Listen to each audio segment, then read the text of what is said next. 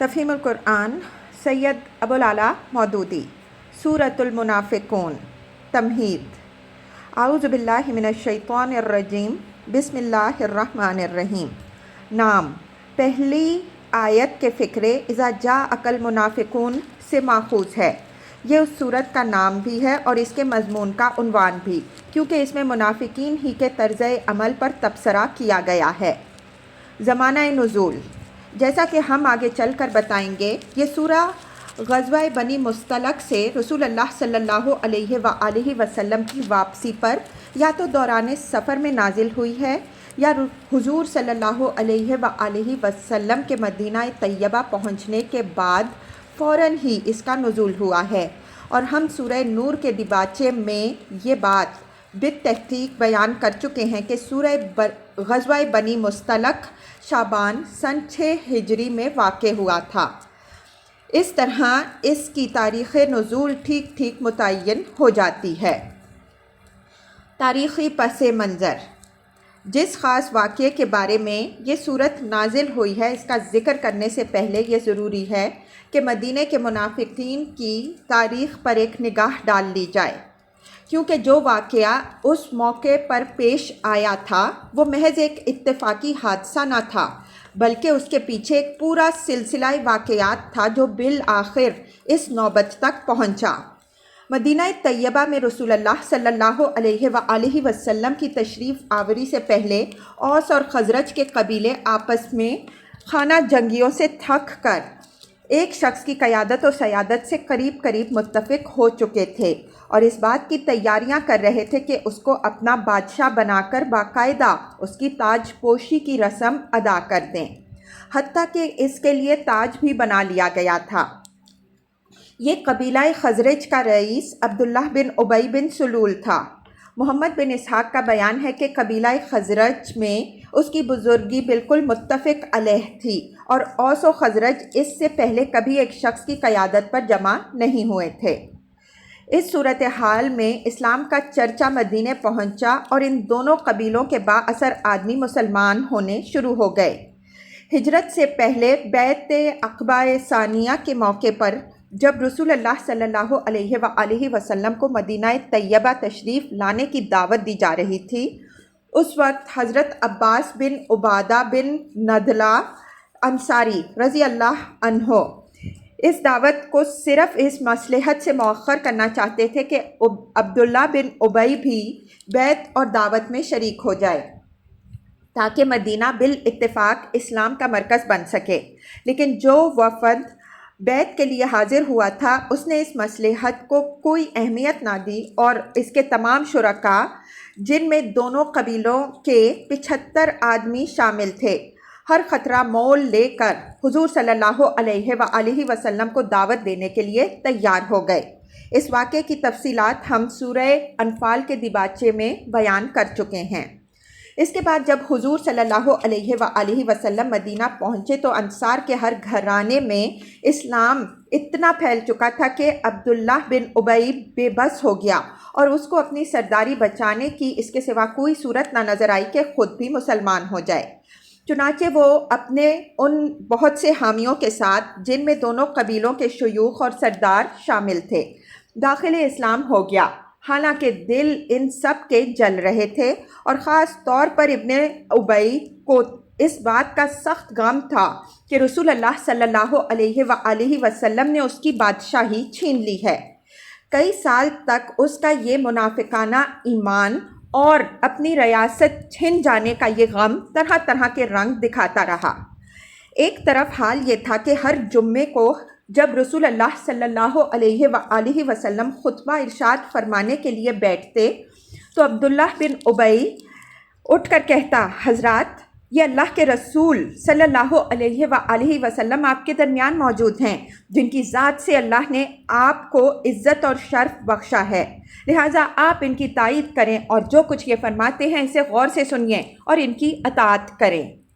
دوسری طرف کیفیت یہ تھی کہ روز بروز اس کی منافقت کا پردہ چاک ہوتا چلا جا رہا تھا، اور مخلص مسلمانوں پر یہ بات کھلتی چلی جاتی تھی کہ وہ اور اس کے ساتھی اسلام اور رسول اللہ صلی اللہ علیہ وآلہ وسلم اور گروہ اہل ایمان سے سخت بغض رکھتے ہیں۔ ایک مرتبہ حضور صلی اللہ علیہ وآلہ وسلم کسی راستے سے گزر رہے تھے کہ ابن ابی نے آپ صلی اللہ علیہ وآلہ وسلم کے ساتھ بدتمیزی کی۔ آپ صلی اللہ علیہ وآلہ وسلم نے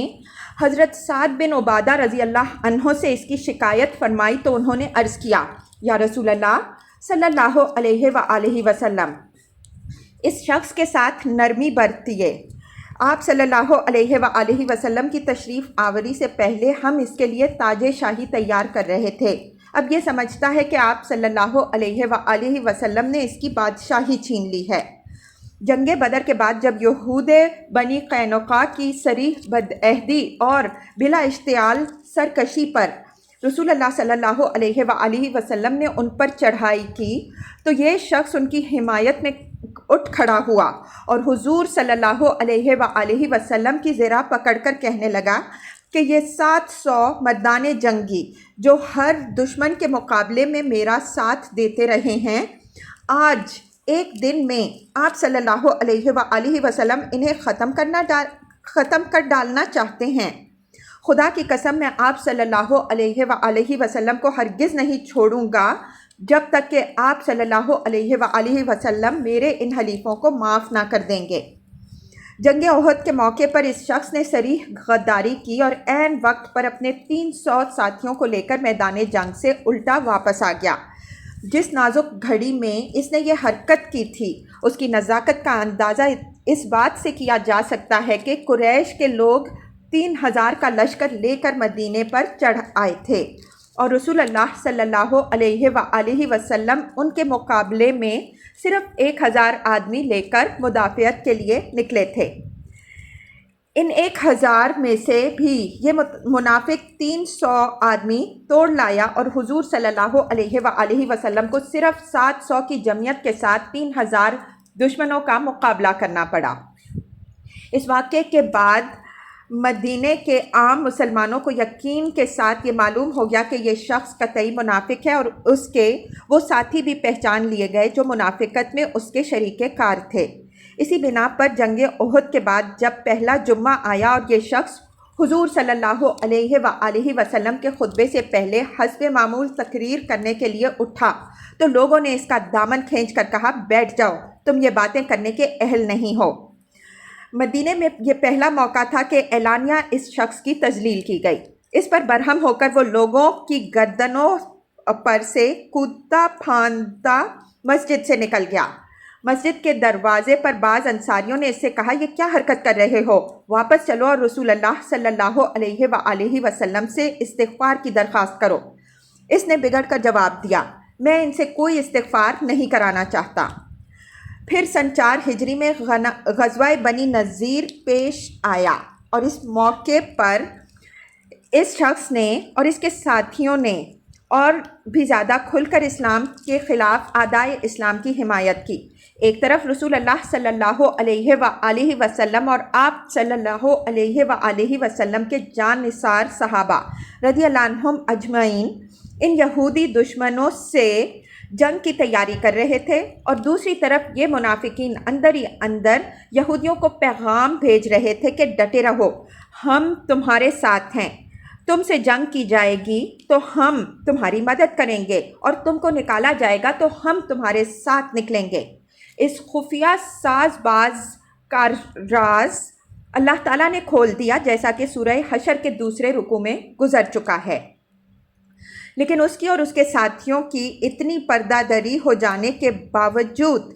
جس وجہ سے رسول اللہ صلی اللہ علیہ وآلہ وسلم اس کے ساتھ درگزر کا معاملہ فرما رہے تھے وہ یہ تھی کہ منافقین کا ایک جتھا اس کے ساتھ تھا۔ اوس اور خزرج دونوں قبیلوں کے بہت سے سردار اس کے حامی تھے۔ مدینے کی آبادی میں کم از کم 1/3 تعداد اس کے ساتھیوں کی موجود تھی، جیسا کہ غزوہ احد کے موقع پر ظاہر ہو چکا تھا۔ ایسی حالت میں یہ کسی طرح مناسب نہ تھا کہ باہر کے دشمنوں سے لڑائی کے ساتھ ساتھ اندر کے ان دشمنوں سے بھی جنگ مول لی جائے۔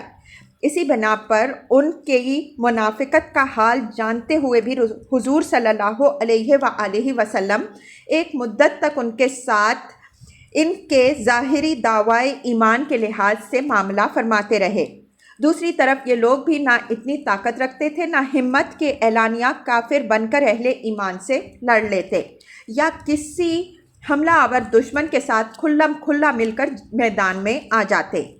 بظاہر وہ اپنا ایک مضبوط جتھا بنائے ہوئے تھے، مگر ان کے اندر وہ کمزوریاں موجود تھیں جن کا نقشہ اللہ تعالیٰ نے سورہ حشر کی آیات 12 تا 14 میں صاف صاف کھینچ کر رکھ دیا ہے۔ اس لیے وہ مسلمان بنے رہنے میں ہی اپنی خیر سمجھتے تھے، مسجدوں میں آتے تھے، نمازیں پڑھتے تھے، زکوٰۃ بھی دے ڈالتے تھے، زبان سے ایمان کے وہ لمبے چوڑے دعوے کرتے تھے جن کے کرنے کی مخلص مسلمانوں کو کبھی ضرورت پیش نہ آئی تھی۔ ان کے پاس اپنی ہر منافقانہ حرکت کے لیے ہزار جھوٹی توجیہیں موجود تھیں جن سے وہ خاص طور پر اپنے ہم قبیلہ انصار کو یہ دھوکہ دینے کی کوشش کرتے رہتے تھے کہ ہم تمہارے ساتھ ہیں۔ ان تدبیروں سے وہ اپنے آپ کو ان نقصانات سے بچا رہے تھے جو انصار کی برادری سے الگ ہو جانے کی صورت میں ان کو پہنچ سکتے تھے، اور فتنہ پردازی کے ان مواقع سے بھی فائدہ اٹھا رہے تھے جو اس برادری میں شامل رہ کر بھی انہیں مل سکتے تھے۔ یہی وہ اسباب تھے جن کی وجہ سے عبداللہ بن ابی اور اس کے ساتھی منافقین کو غزوہ بنی مصطلق کی مہم میں رسول اللہ صلی اللہ علیہ وآلہ وسلم کے ساتھ جانے کا موقع مل گیا، اور انہوں نے بیک وقت وہ ایسے عظیم فتنے اٹھا دیے جو مسلمانوں کی جمعیت کو بالکل پارا پارا کر سکتے تھے، مگر قرآن مجید کی تعلیم اور رسول اللہ صلی اللہ علیہ وآلہ وسلم کی صحبت سے اہل ایمان کو جو بہترین تربیت ملی تھی اس کی بدولت ان دونوں فتنوں کا بروقت قلع کما ہو گیا، اور یہ منافقین الٹے خود ہی رسوا ہو کر رہ گئے۔ ان میں سے ایک فتنہ وہ تھا جس کا ذکر سورہ نور میں گزر چکا ہے، اور دوسرا فتنہ یہ ہے جس کا ذکر اس صورت میں کیا گیا ہے۔ اس واقعے کو بخاری، مسلم، احمد، نسائی، ترمذی، بیہقی، طبرانی، ابن مردودیہ، عبدالرزاق، ابن جریر طبری، ابن سعد اور محمد بن اسحاق نے بکثرت سندوں سے نقل کیا ہے۔ بعض روایات میں اس مہم کا نام نہیں لیا گیا جس میں یہ پیش آیا تھا، اور بعض میں اسے غزوہ تبوک کا واقعہ کہا گیا ہے، مگر مغازی اور سیر کے علماء اس بات پر متفق ہیں کہ یہ واقعہ غزوہ بنی مصطلق کے موقع پر پیش آیا تھا۔ صورت واقعہ تمام روایات کو جمع کرنے سے یہ معلوم ہوتی ہے۔ بنی مصطلق کو شکست دینے کے بعد ابھی لشکر اسلام اس بستی میں ٹھہرا ہوا تھا جو مریسی نامی کنویں پر آباد تھی کہ یکایک پانی پر دو صاحبوں کا جھگڑا ہو گیا۔ ان میں سے ایک کا نام جوہجا بن مسعود غفاری تھا جو حضرت عمر رضی اللہ عنہ کے ملازم تھے اور ان کا گھوڑا سنبھالنے کی خدمت انجام دیتے تھے، اور دوسرے صاحب سنان بن وبرا الجہنی تھے جن کا قبیلہ خزرج کے ایک قبیلے کا حلیف تھا۔ زبانی ترش کلامی سے گزر کر نوبت ہتھا پائی تک پہنچی، اور جوہجا نے سنان کے ایک لات رسید کر دی جسے اپنی قدیم یمنی روایات کی بنا پر انصار سخت توہین و تذلیل سمجھتے تھے۔ اس پر سنان نے انصار کو مدد کے لیے پکارا اور جوہجا نے مہاجرین کو آواز دی۔ ابن ابی نے اس جھگڑے کی خبر سنتے ہی اوس اور خزرج کے لوگوں کو بھڑکانا اور چیخنا شروع کر دیا کہ دوڑو اور اپنے حلیف کی مدد کرو۔ ادھر سے کچھ مہاجرین بھی نکل آئے۔ قریب تھا کہ بات بڑھ جاتی اور اسی جگہ انصار و مہاجرین آپس میں لڑ پڑتے جہاں ابھی وہ مل کر ایک دشمن قبیلے سے لڑے تھے اور اسے شکست دے کر بھی ابھی اسی کے علاقے میں ٹھہرے ہوئے تھے۔ لیکن یہ شورش سن کر رسول اللہ صلی اللہ علیہ وآلہ وسلم نکل آئے، اور آپ صلی اللہ علیہ وآلہ وسلم نے فرمایا، یہ جاہلیت کی پکار کیسی؟ تم لوگ کہاں اور یہ جاہلیت کی پکار کہاں؟ اسے چھوڑ دو، یہ بڑی گندگی ہے۔ اس پر دونوں طرف کے صالح لوگوں نے آگے بڑھ کر معاملہ رفع دفع کرایا اور سنان نے جوہجا کو معاف کر کے صلح کر لی۔ اس کے بعد ہر وہ شخص جس کے دل میں نفاق تھا عبداللہ ابن ابی کے پاس پہنچا، اور ان لوگوں نے جمع ہو کر اس سے کہا، اب تک تو تم سے امیدیں وابستہ تھیں اور تم مدافعت کر رہے تھے، مگر اب معلوم ہوتا ہے کہ کہ تم ہمارے معاملے میں ان کنگلوں کے مددگار بن گئے ہو۔ ابن ابی پہلے ہی کھول رہا تھا۔ ان باتوں سے وہ اور بھی زیادہ بھڑک اٹھا، کہنے لگا، یہ سب کچھ تمہارا اپنا کیا دھرا ہے۔ تم نے ان لوگوں کو اپنے ملک میں جگہ دی، ان پر اپنے مال تقسیم کیے، یہاں تک کہ یہ پھل پھول کر خود ہمارے ہی حریف بن گئے۔ ہماری اور ان قریش کے کنگلوں یا اصحاب محمد صلی اللہ علیہ وآلہ وسلم ورضی اللہ عنہم اجمعین کی حالت پر یہ مثل صادق آتی ہے کہ اپنے کتے کو پلا کر موٹا کر تاکہ تجھی کو پھاڑ کھائے۔ تم لوگ ان سے ہاتھ روک لو تو یہ چلتے پھرتے نظر آئیں گے۔ خدا کی قسم مدینہ واپس پہنچ کر ہم میں سے جو عزت والا ہے وہ ذلیل کو نکال دے گا۔ مجلس میں اتفاق سے حضرت زید بن ارقم رضی اللہ عنہ بھی موجود تھے، جو اس وقت ایک کم عمر لڑکے تھے۔ انہوں نے یہ باتیں سن کر اپنے چچا سے ان کا ذکر کیا، اور ان کے چچا نے جو انصار کے رئیسوں میں سے تھے جا کر رسول اللہ صلی اللہ علیہ وآلہ وسلم کی خدمت میں سارا واقعہ بیان کر دیا۔ حضور صلی اللہ علیہ وآلہ وسلم نے زید رضی اللہ عنہ کو بلا کر دریافت کیا کہ انہوں نے جو کچھ سنا تھا منو ان دہرا دیا۔ حضور صلی اللہ علیہ وآلہ وسلم نے فرمایا، شاید تم ابن ابی سے ناراض ہو، ممکن ہے تم سے سننے میں کچھ غلطی ہو گئی ہو، ممکن ہے تمہیں یہ شبہ ہو گیا ہو کہ ابن ابی یہ کہہ رہا ہے، مگر زید رضی اللہ عنہ نے عرض کی، نہیں حضور صلی اللہ علیہ وآلہ وسلم، خدا کی قسم میں نے اس کو یہ باتیں کہتے سنا ہے۔ اس پر حضور صلی اللہ علیہ وآلہ وسلم نے ابن ابی کو بلا کر پوچھا تو وہ صاف مکر گیا اور قسمیں کھانے لگا کہ میں نے یہ باتیں ہرگز نہیں کہیں۔ انصار کے لوگوں نے بھی کہا کہ حضور صلی اللہ علیہ وآلہ وسلم لڑکے کی بات ہے، شاید اسے وہم ہو گیا ہو، یہ ہمارا شیخ اور بزرگ ہے، اس کے مقابلے میں ایک لڑکے کی بات کا اعتبار نہ فرمائیے۔ قبیلے کے بڑے بوڑھوں نے زید رضی اللہ عنہ کو ملامت کی اور وہ بیچارے رنجیدہ ہو کر اپنی جگہ بیٹھ رہے، مگر حضور صلی اللہ علیہ وآلہ وسلم زید رضی اللہ عنہ کو جانتے تھے اور عبداللہ بن ابی کو بھی، اس لیے آپ صلی اللہ علیہ وآلہ وسلم سمجھ گئے کہ اصل بات کیا ہے۔ حضرت عمر رضی اللہ عنہ کو اس کا علم ہوا تو انہوں نے آ کر عرض کیا، مجھے اجازت دیجیے کہ اس منافق کی گردن اڑا دوں، یا اگر مجھے یہ اجازت دینا مناسب خیال نہیں فرماتے تو خود انصاری ہی میں سے معاذ بن جبل رضی اللہ عنہ یا عباد بن بشر رضی اللہ عنہ یا سعد بن معاذ رضی اللہ عنہ یا محمد بن مسلمہ رضی اللہ عنہ کو حکم دیجیے کہ وہ اسے قتل کر دے۔ مگر حضور صلی اللہ علیہ وآلہ وسلم نے فرمایا، ایسا نہ کرو، لوگ کہیں گے کہ محمد صلی اللہ علیہ وآلہ وسلم اپنے ساتھیوں ہی کو قتل کر رہا ہے۔ اس کے بعد آپ صلی اللہ علیہ وآلہ وسلم فوراً ہی کوچ کا حکم دے دیا۔ حالانکہ حضور صلی اللہ علیہ وآلہ وسلم کے معمول کے لحاظ سے وہ کوچ کا وقت نہ تھا۔ مسلسل 30 گھنٹے چلتے رہے، یہاں تک کہ لوگ تھک کر چور ہو گئے۔ پھر آپ صلی اللہ علیہ وآلہ وسلم نے ایک جگہ پڑاؤ کیا اور تھکے ہوئے لوگ زمین پر کمر ٹکاتے ہی سو گئے۔ یہ آپ صلی اللہ علیہ وآلہ وسلم نے اس لیے کیا کہ جو کچھ مریسی کے کنویں پر پیش آیا تھا اس کے اثرات لوگوں کے ذہن سے محو ہو جائیں۔ راستے میں انصار کے ایک سردار حضرت اسید بن خدیر رضی اللہ عنہ آپ صلی اللہ علیہ وآلہ وسلم سے ملے اور عرض کیا، یا رسول اللہ صلی اللہ علیہ وآلہ وسلم، آج آپ صلی اللہ علیہ وآلہ وسلم نے